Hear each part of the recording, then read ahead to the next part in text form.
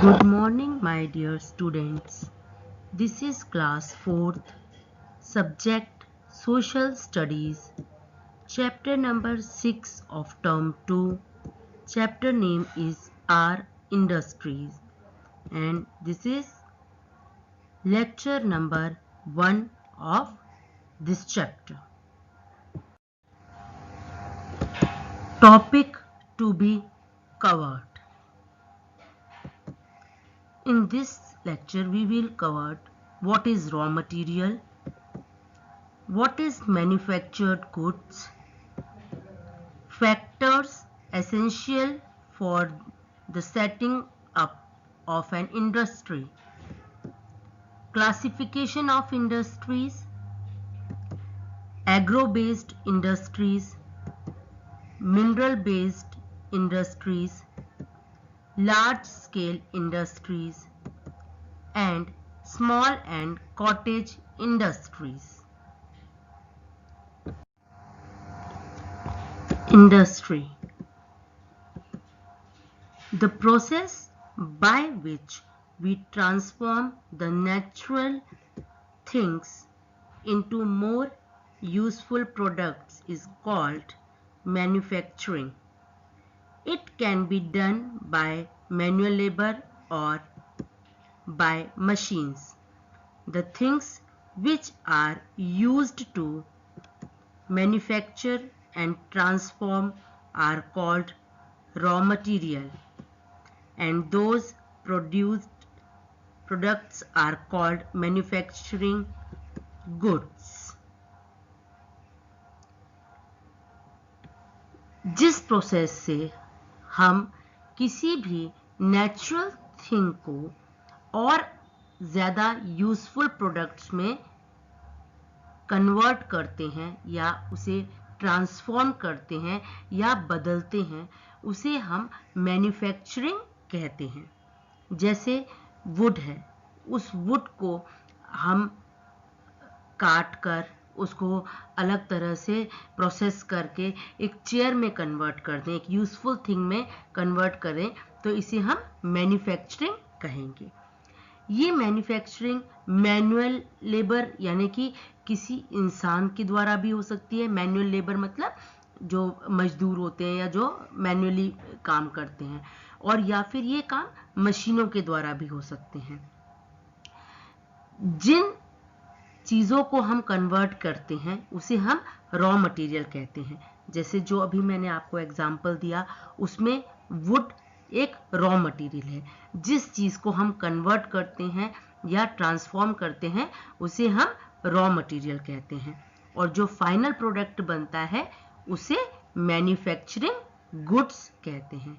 जैसे ऊपर जो मैंने आपको एग्जांपल बताया, उसमें वुड रॉ मटेरियल है और फिनिश्ड गुड या मैन्युफैक्चरिंग गुड्स चेयर है.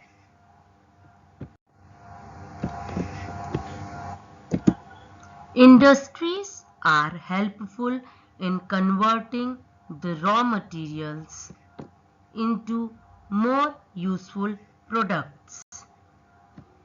Industries raw materials को useful products में convert करने में help करती है. Means industries में ही raw material को हम finish या more useful जो products होते हैं उसमें convert करते हैं.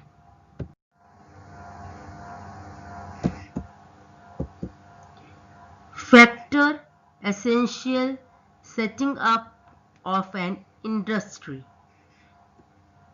किसी भी इंडस्ट्री को सेट करने के लिए कौन कौन से मेन ज़रूरी फैक्टर्स होते हैं. To set up an industry things are required. एक इंडस्ट्री को सेट करने के लिए जिन चीज़ों की या जिन मेन बेसिक चीज़ों की ज़रूरत होती है वो हम अब डिस्कस करेंगे. The raw material is most important factor as its availability and price decide the amount to be produced and the cost of the final product. किसी भी चीज़ की, किसी भी रॉ मटेरियल का जो अवेलेबिलिटी है कि हमें कहाँ कौन सा रॉ मटेरियल आसानी से मिल पाएगा और उसका क्या प्राइस होगा, ये किसी भी फाइनल प्रोडक्ट की जो कॉस्ट है उसको डिसाइड करने में बहुत हेल्पफुल होता है। अगर वो रॉ मटेरियल ही हमें महंगा मिलेगा और उसकी अवेलेबिलिटी आसानी से नहीं होगी तो जो फाइनल प्रोडक्ट होगा वो महंगा होगा। और अगर रॉ मटेरियल हमें आसानी से मिल जाता है और उसके प्राइस कम होते हैं तो फाइनल प्रोडक्ट के प्राइजेस भी उसी के अकॉर्डिंग होते हैं। Machines are required for the manufacturing process. इसके बाद किसी भी चीज को बनाने के लिए मशीन की रिक्वायरमेंट होती है। मशीनों के द्वारा ही हम रॉ मटेरियल को फिनिश्ड गुड्स में या जो फाइनल प्रोडक्ट्स हैं उसमें बदल सकते हैं। Without electricity, it is impossible for the machine to operate. बिना किसी मशीन के, बिना किसी इलेक्ट्रिसिटी के मशीन का ऑपरेट करना इम्पॉसिबल है। इसीलिए मशीन को ऑपरेट करने के लिए इलेक्ट्रिसिटी की भी ज़रूरत होती है। Cheap and abundant labor is required. किसी भी इंडस्ट्री को चलाने के लिए चीप मतलब सस्ती और abundant लेबर मतलब बहुत अधिक मात्रा में लेबर की भी ज़रूरत होती है। बिना लेबर के कोई भी इंडस्ट्री नहीं चल पाती। Finance is important and that is why factories are set up in and around big cities. किसी भी फैक्ट्री को या इंडस्ट्री को चलाने के लिए फाइनेंस की ज़रूरत भी होती है। इसीलिए मोस्टली जो इंडस्ट्रीज़ हैं या फैक्ट्रीज़ हैं वो बड़ी सिटीज़ के आसपास ही सेट की जाती हैं ताकि वहाँ पर फाइनेंस की कोई कमी ना आ सके। Transport, bringing the raw materials, taking the finished goods to the market. Transport के द्वारा ही हम रॉ मटेरियल को फिनिश गुड्स में बनाकर मार्केट तक पहुंचा सकते हैं। इसलिए ट्रांसपोर्ट भी एक मेन फैक्टर है किसी भी इंडस्ट्री का सेटअप करने के लिए कि किस तरह से ट्रांसपोर्ट की अवेलेबिलिटी होगी, कितनी दूर है मेन मार्केट से वो जगह जहां पर इंडस्ट्री हमें स्टैब्लिश करनी है।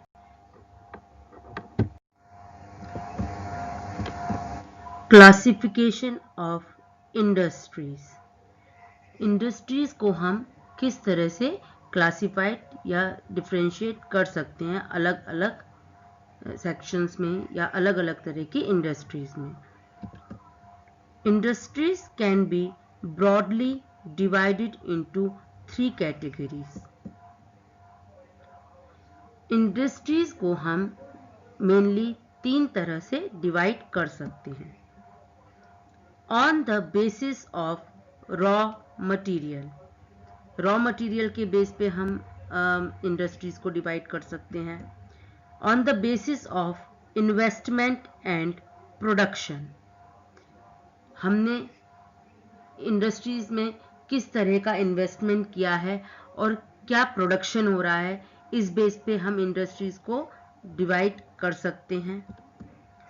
On the basis of ownership, और इंडस्ट्री की ऑनरशिप क्या है इस बेस पे भी हम इंडस्ट्रीज को क्लासिफाई कर सकते हैं।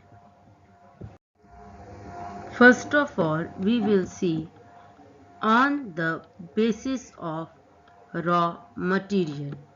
रॉ मटेरियल के अकॉर्डिंग हम किस तरह से इंडस्ट्रीज को क्लासिफाई कर सकते हैं। Agro based industries get their raw material from agriculture, that the raw material is grown on the field. The cotton, textiles, jute industry, paper industry are all agro-based industry. Agro-based industry ऐसी industries जिसका raw material हमें agriculture के through मिलता है, खेती या उससे जुड़े किसी भी प्रोडक्ट से हमें मिलता है, इसे हम एग्रो बेस्ड इंडस्ट्रीज में काउंट करते हैं। जैसे कॉटन टेक्सटाइल, सूती कपड़ों का जो काम होता है, जूट इंडस्ट्री जो जूट की इंडस्ट्रीज होती हैं, पेपर इंडस्ट्रीज, ये सभी एग्रो बेस्ड इंडस्ट्रीज हैं क्योंकि इनके रॉ मटेरियल हमें एग्रीकल्चर के थ्रू ही मिलते हैं। Mineral based industries which get materials from minerals. Mineral based industries जो होती हैं इनका रॉ मटेरियल जो होता है वो हमें मिनरल से मिलता है। The iron and steel industry is a mineral based industry. Iron और स्टील इंडस्ट्री जो हैं वो बेसिकली mineral based industries हैं। The raw material of this industry include iron ore, coal, limestone, etc. In industries के जो raw material होते हैं वो बेसिकली आयरन ओर मतलब कच्चा लोहा, कोल या लाइमस्टोन होता है। इन्हीं का यूज करके बाद में फिनिश्ड प्रोडक्ट या फाइनल प्रोडक्ट्स बनाए जाते हैं। On the basis of investment and production, next type जो हम क्लासिफिकेशन कर सकते हैं इंडस्ट्रीज का वो है इन्वेस्टमेंट का क्या बेस है, क्या टाइप का इन्वेस्टमेंट मतलब कम है, ज़्यादा है या मीडियम है, और प्रोडक्शन किस तरह का है। Large scale industries, small scale industries, cottage industries. तो on the basis of investment हम large scale industries, small scale industries और कॉटेज इंडस्ट्रीज के अकॉर्डिंग क्लासिफिकेशन कर सकते हैं। Large scale industries, large scale industries में हम किन किन इंडस्ट्रीज को काउंट करते हैं। Thousands of people work in these industries. It demands more investment of money. Goods are made by machines. Examples of large-scale industries are iron and steel, cotton, shipbuilding, and locomotive industries. Large scale industries में हजारों लोग काम करते हैं और इस industries में money का इन्वेस्टमेंट बहुत ज़्यादा होता है। यहाँ पर चीज़ें मशीनों के द्वारा बनाई जाती हैं, जैसे आयरन और steel industries, cotton industries, ship building जहाज जहाँ बनते हैं वो इंडस्ट्रीज, और लोकोमोटिव इंडस्ट्रीज जहाँ पर यातायात के साधन जो होते हैं वो जहाँ पे भी बनते हैं वो इंडस्ट्रीज। ये सभी इंडस्ट्रीज जो हैं ये लार्ज स्केल इंडस्ट्रीज में आती हैं क्योंकि इनमें इन्वेस्टमेंट भी बहुत होता है, बहुत से लोग एक साथ मिलकर काम करते हैं और मशीनों बड़ी बड़ी मशीनरीज की जरूरत होती है। Small scale industries. नेक्स्ट जो इंडस्ट्री का जो क्लासिफिकेशन है वो है small scale industries. These industries use small machines and employ less people. Investment is less. They make electric goods such as fans, sewing machines, etc. Small scale industries जो होती हैं ये लार्ज स्केल इंडस्ट्रीज के comparison में इनमें employees कम होते हैं, छोटी मशीन्स होती हैं, इन्वेस्टमेंट भी कम होता है। इसमें इलेक्ट्रिक गुड्स जो कंपनीज इलेक्ट्रिक गुड्स बनाती हैं या जो फैंस बनाती हैं, जो स्विंग मशीन्स बनाती हैं, उन्हें इसमें स्मॉल स्केल इंडस्ट्रीज में इंक्लूड किया जाता है। Cottage industries, making of pots, toys, shoes, embroidered clothes, basket, cane furniture, weaving of cloth on the handloom in small units, mostly in houses with the help of family members, etc., constitutes cottage industries. Cottage industries में लगभग वो सभी काम आते हैं जो कि वो सामान हम जो कि घर में बना सकते हैं अपने फैमिली मेम्बर्स की हेल्प से, वो सभी कॉटेज इंडस्ट्रीज में आते हैं। जैसे pots, toys, shoes, embroidered clothes means जो क्लोथ्स के ऊपर, जिन कपड़ों के ऊपर कढ़ाई की जाती है, बास्केट, केन के फर्नीचर जो बनता है, केन का सामान जो बनता है, कताई बुनाई का जो काम होता है, स्मॉल यूनिट्स में जो हैंडलूम्स का काम होता है, जो कि मोस्टली घर में ही अपनी फैमिली मेंबर्स की हेल्प से किया जा सकता है, ये सभी काम कॉटेज इंडस्ट्रीज में आते हैं। So now on the basis of today's lecture, here is your today's homework. You have to answer the following question. Question number 1, what is an industry? Answer, an industry converts raw material into finished goods. एक industry क्या है? एक industry जो है वो raw material को finish goods में convert करती है। Question number 2, what are agro based industries? Give one example. Answer, agro based industries are those industries which use agriculture products as raw materials. Example, cotton and jute industry. Agro based industries क्या होती हैं?